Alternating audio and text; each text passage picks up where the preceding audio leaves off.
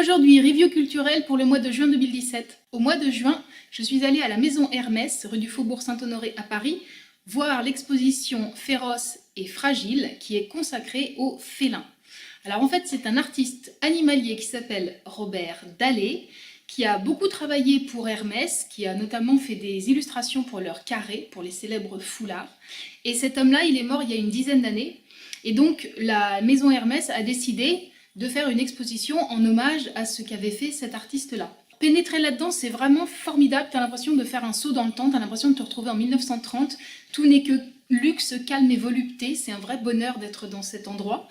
Et donc, il y a une salle qui est consacrée à cette exposition, qui représente des œuvres originales de Robert Dallet avec des félins. Alors, tu as par exemple ici un lion. Voilà. Ça, c'est un lion par Monsieur Robert Dallet. Là, tu as un tigre. Donc ça, c'était des cartes postales qui étaient données au sein de la maison. C'est une petite exposition, hein. Il n'y avait qu'une seule pièce, tu en fais vite le tour. Mais quel bonheur d'être dans cette atmosphère un peu surannée, tellement luxueuse, c'était vraiment un plaisir. Et en plus, qu'est-ce que ces œuvres étaient belles! Cet homme-là était vraiment passionné des félins. L'exposition n'a plus cours, c'était jusqu'à la mi-juin. Mais si tu aimes les félins et si tu aimes ce que fait cet artiste-là, je sais que le catalogue est toujours disponible aux éditions Actes Sud. Au cinéma, j'ai été voir Wonder Woman de Patty Jenkins avec Gal Gadot dans le rôle de Wonder Woman.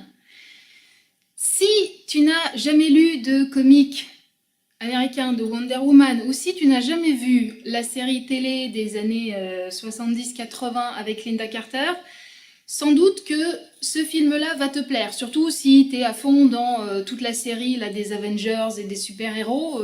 Forcément, il est dans la même lignée, donc ça devrait te plaire. Par contre, si comme moi, tu as grandi avec Linda Carter dans le rôle de Wonder Woman, j'ai peur que ce film-là ne te satisfasse pas à 100%. Le truc aussi, c'est que pour comprendre la scène d'introduction de ce film, il vaut mieux avoir vu les épisodes précédents, notamment l'assez long film là, qui est sorti il y a 2 ou 3 ans avec Ben Affleck qui s'appelle je ne sais plus comment, où il y a la première apparition du personnage de Wonder Woman interprété par Gal Gadot. Et en fait, il vaut mieux avoir vu cet épisode précédent pour comprendre la scène d'introduction de ce Wonder Woman. Cependant, si tu n'as pas vu cet épisode, tu pigeras pas la scène d'introduction, mais tu comprendras le reste du film.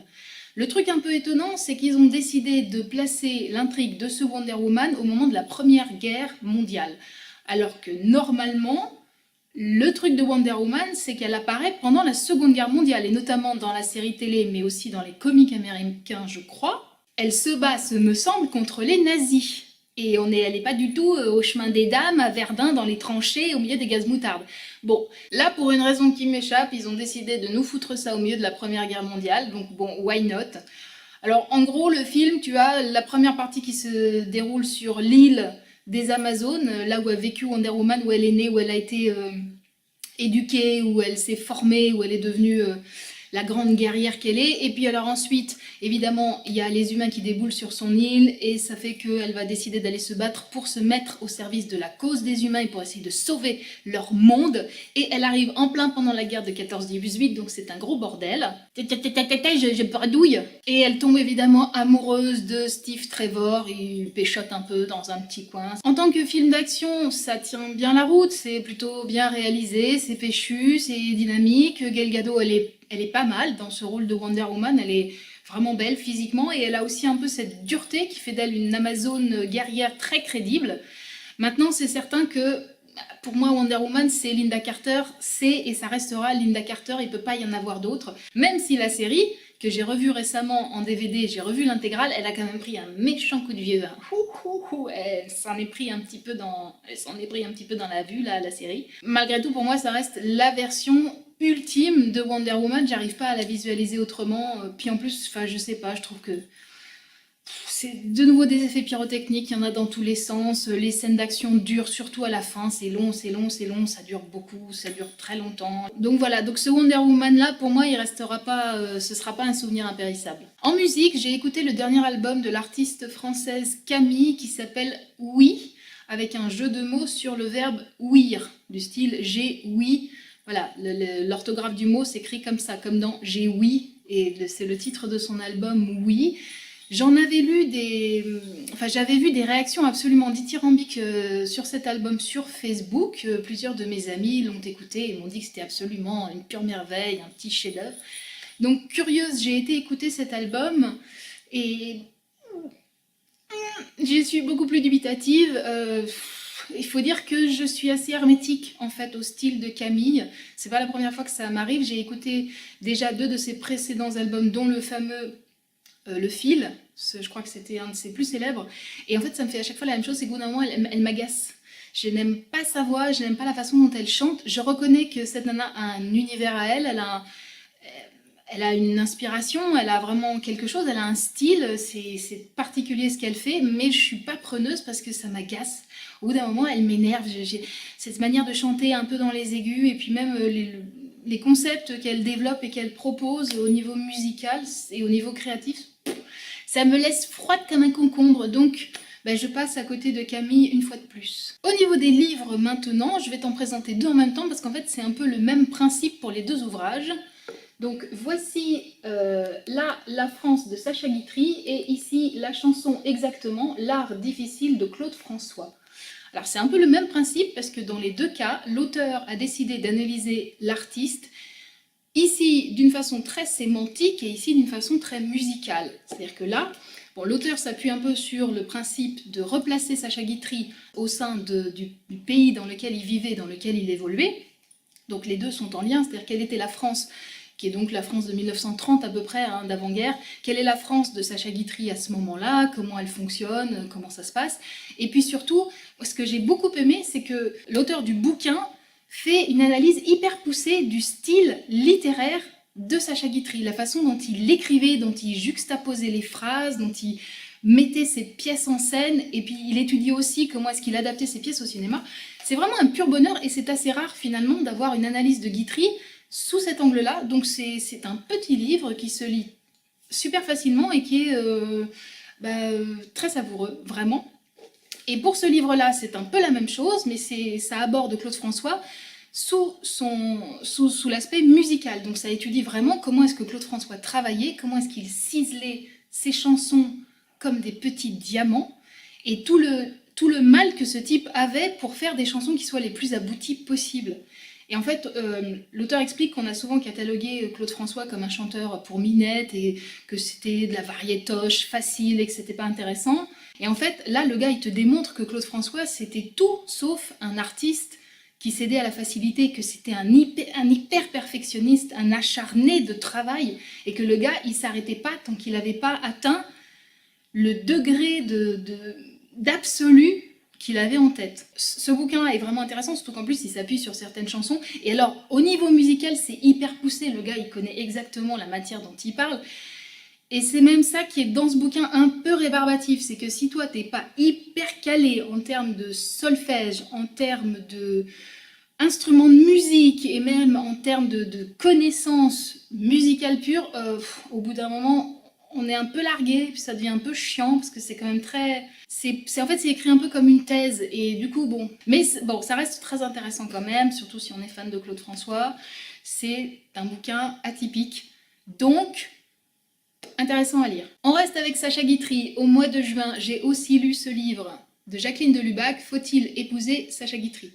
Alors Jacqueline de Lubac, ça a été la 3e épouse de Sacha Guitry. Ils ont vécu 7 ans ensemble.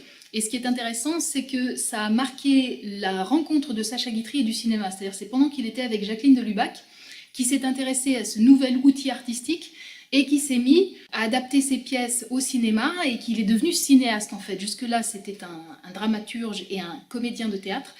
Et ça s'est trouvé comme ça qu'à partir du moment où il a été avec Jacqueline de Lubac vers le milieu des années 30, et ben c'est aussi devenu un cinéaste français et un cinéaste important de mon point de vue. Donc ce bouquin, c'est un peu des mémoires, un peu. Enfin, disons que Jacqueline de Lubac raconte vraiment spécifiquement son mariage avec Sacha Guitry. Il y a très peu de choses sur son enfance et son adolescence, ça commence quasiment à sa rencontre avec Sacha. Et puis le livre s'arrête au moment où ils se séparent tous les deux. C'est écrit, comment dire, c'est pas du tout linéaire. Enfin si, c'est linéaire, mais c'est pas un récit vraiment autobiographique, ce sont comme des scénettes. On sent que, en fait, c'est une retranscription d'échanges qu'elle a eu avec un homme qui l'a interviewé et qui a ensuite remis en scène tous ces extraits enregistrés. Et donc, on sent que c'est de ça qu'il s'agit. C'est-à-dire, on sent que c'est une femme qui est en train de parler et ensuite, ça a été retranscrit ce qu'elle a dit. Donc, ce sont des petites scénettes assez courtes, assez elliptiques, qui racontent comme ça les grandes étapes et les moments clés de sa vie avec Sacha Guitry. Alors, ce qui est intéressant, c'est que c'est une porte d'entrée dans l'intimité de ce bonhomme-là, et comme il y a assez peu de choses, en fait, à part ce que Guitry a lui-même écrit, et quelques biographies, il n'y a pas beaucoup de choses sur cet auteur-là, donc d'avoir comme ça un témoignage d'une personne qu'il a tellement côtoyé et qui en plus l'a aimé, c'est vraiment intéressant, d'autant plus qu'elle est absolument respectueuse, elle dit pas... Enfin, elle ne dit jamais aucune saloperie sur lui, c'est pas du tout un truc à charge. Non, au contraire, on sent vraiment qu'elle l'a aimé profondément, même s'ils avaient 25 ans d'écart. Je suis restée un peu sur ma faim parce que justement c'est tellement elliptique et elle veut faire tellement dans l'élégant, dans le subtil, dans le filigrane, qu'elle dévoile des petites choses, mais c'est tout dans la dentelle et c'est pas dans la tripaille. Moi j'aime mieux quand on va ausculter, qu'on y va au scalpel, tu vois, qu'on ouvre les viscères, qu'on dégage tout, qu'on présente tout. Bon là c'est beaucoup plus un travail impressionniste, tu as des petites notes, des petites touches comme ça. Mais c'est intéressant parce que c'est rare, le bouquin lui-même il est super rare, hein. On en trouve sur Amazon mais il n'y en a pas beaucoup, hein. Tu en as 1 ou 2 exemplaires. Donc déjà ce bouquin est très rare, et puis ben, si on est fan de Guitry, c'est vraiment intéressant d'avoir le témoignage de Lubac, cette femme qui a été si importante dans sa vie. Dernier bouquin que j'ai lu au mois de juin, Tout va très bien Madame la Comtesse, d'un auteur italien qui s'appelle Francesco Muzzopapa. C'est l'histoire d'une comtesse italienne qui a 70 ans à peu près, qui est une femme très élégante, très pleine de savoir-vivre, pleine de bonnes manières, et qui vit dans de très beaux endroits, des très beaux châteaux, qui a beaucoup d'argent, et qui a un fils qui est complètement crétin, qui ne sait absolument pas reprendre les affaires qu'elle lui laisse. Et à un moment, parce qu'elle a peur que son fils soit la proie d'une croqueuse de diamants, elle décide de simuler un enlèvement et de faire croire comme ça à la presse italienne qu'elle vient d'être enlevée par des malfrats. C'est un pur bonheur, vraiment c'est un pur bonheur ce livre, c'est une plume enlevée, acérée, très très drôle, très marrante. C'est tout l'esprit italien qui est dans ce petit bouquin, que j'ai découvert tout à fait par hasard. Et vraiment c'est un délice, on se marre pratiquement toutes les pages. J'ai passé un super moment avec ce bouquin parce que c'est vraiment très très drôle. Ce personnage de la comtesse est truculent, drôlatique.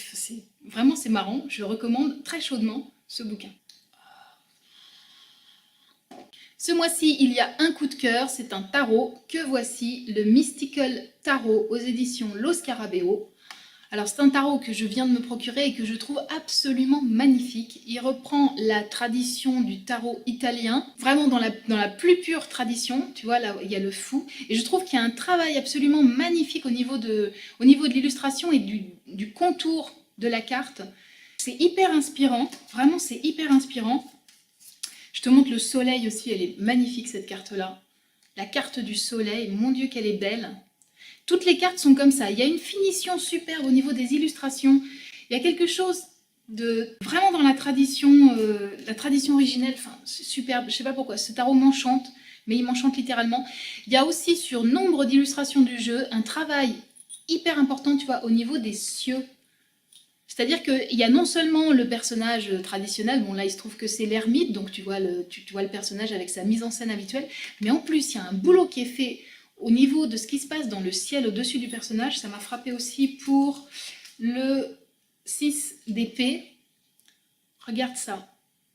Ce boulot qu'il y a dans le ciel, c'est juste splendide. Vraiment merveilleux. En plus, le petit livre, le petit booklet là qui va avec, est vachement bien fichu. Je trouve que les significations des cartes sont très claires, sont très abordables. C'est très facile de s'imprégner de ce jeu, de se l'approprier vraiment. Voilà, je te montre encore une carte que j'aime beaucoup. Voilà, qui est le 9 de bâton. Alors ma seule frustration dans ce jeu, c'est une petite frustration, c'est que la carte, l'image qui me parle le plus, que je trouve la plus sublime et qui est celle-là, qui est également celle de la couverture du jeu, enfin celle qui habille la boîte du jeu, voici. Bon, et bien cette image-là, en fait, elle ne fait pas partie du jeu, c'est une carte bah, c'est une carte de début de jeu. Enfin, tu vois, elle est dans le jeu, mais elle ne fait pas partie du jeu. C'est presque une carte de couverture, en fait. Et du coup, je trouve ça hyper dommage parce que je trouve ce portrait tellement beau, mais vraiment tellement beau. J'aurais vraiment aimé que ça fasse partie du jeu, que ce soit une des cartes du jeu. Je sais pas, je l'aurais bien vu en impératrice, cette nénette-là, ou en reine des coupes. C'est le petit bémol du jeu, mais sinon, il est absolument magnifique. Donc, il y a les 78 cartes, toutes avec leur petite bordure, avec ce fond-là derrière. Aux éditions Lo Scarabeo, il vient tout juste de sortir. Je t'invite vraiment à te le procurer parce qu'il est magnifique et super inspirant. C'était Kaline là qui vient de faire. Eh ben, mais qu'est-ce qu'il y a, mon amour? Bah alors.